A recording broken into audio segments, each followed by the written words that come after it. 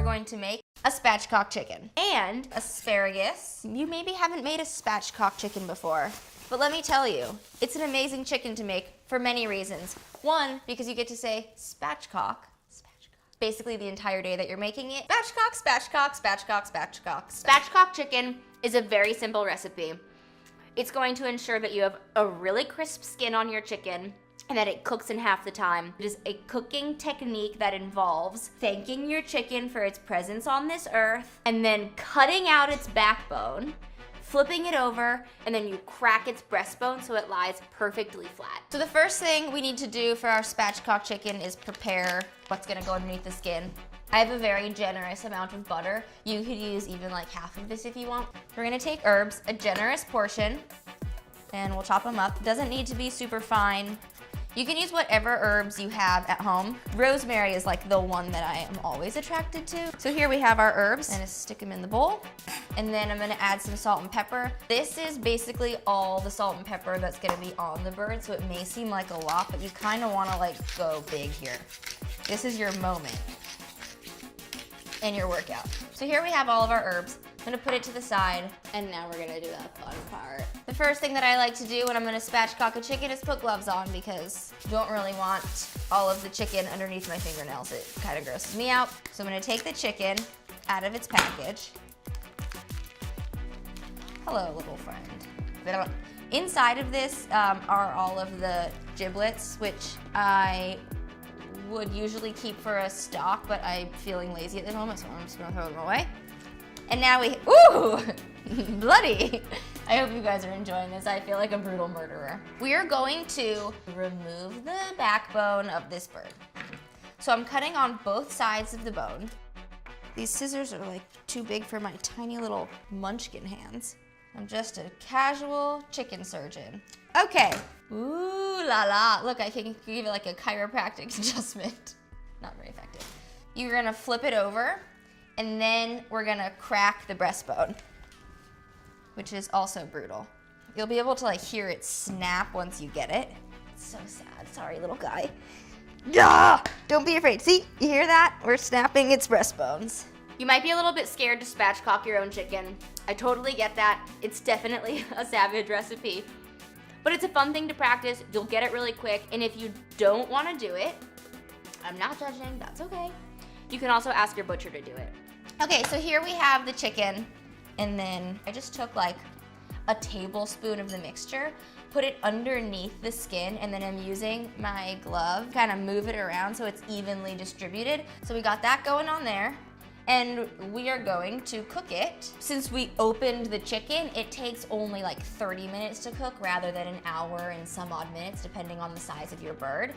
So this is great because now the whole surface of the bird is in it. Ta-da! And then I'm just gonna throw a few aromatics around the bird, some onions and garlic, and throw it in the pan too. And then last, take this guy. I'm gonna throw him in. Like really any herb is gonna make this better. Put a little salt and pepper on top. Oven is preset at 425. Here. And it goes, bye, see you later. So let's give it 40 minutes. Let's start with 35 minutes. And now we're gonna do whatever we want. There's blood dripping down the side of this table. That's the thing I'm gonna just handle real fast.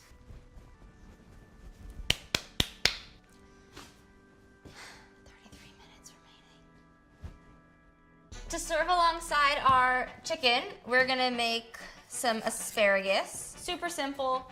So just a rough chop here on our shallot. And this is gonna go in a pan with a little olive oil. I'm using my favorite olive oil, California Olive Ranch. Kind of cover the bottom of your pan. We'll give it a min. While that's doing that, we'll play with our asparagus. Probably had many asparagus that have ends that are like practically inedible. Great thing about it is it has a natural snapping point. So I hold it at the end and then you just snap it, and wherever it is hard to eat, it'll snap itself. The snapping of the asparagus is like sometimes a very cathartic thing to do at the end of the day. Our pan is hot, so I'm gonna add the shallot, and I'm gonna add booze. This is actually not a tool I know how to use. Give our thirsty shallots a little bit of wine here.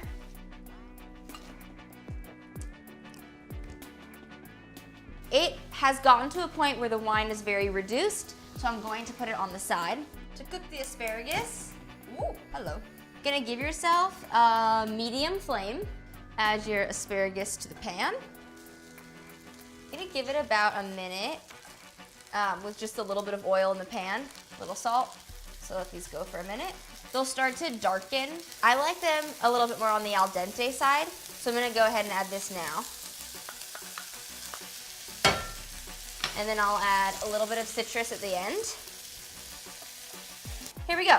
So the asparagus, I take them out when they're still on the al dente side. They'll continue to cook a little bit.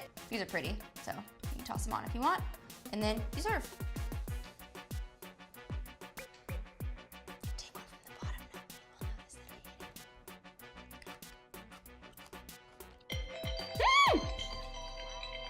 I ate it. He's done! He's not done. He needs more time. So just to be clear, these little tiny forest fires on top are not to be eaten. Even though your chicken looks delicious and you're ready to eat it, you want to let it sit for 20 minutes before cutting into it so that the juice has time to reabsorb into the meat of the chicken. So have a glass of wine, chill out, have a snack, have your chicken in 20.